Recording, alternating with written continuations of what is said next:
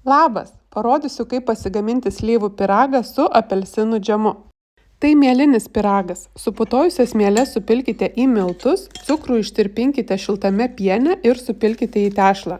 Sudėkite citrinos žievelę ir viską gerai išmaišykite, tada minkykite ir supilkite kambario temperatūros sviestą.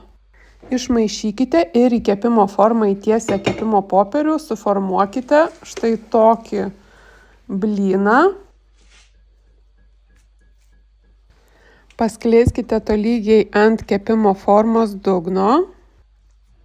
Kai baigsite minkyti tešlą, paskleisite tolygiai, formą uždenkite maistinę plėvele ir padėkite šiltai pastovėti apie pusvalandį, kol tešla šiek tiek pakils.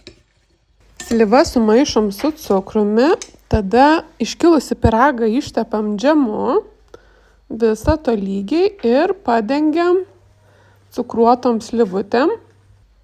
Ir viskas, pyragas keliauja į orkaitę. Man jis skaniausias su šiltu pienu.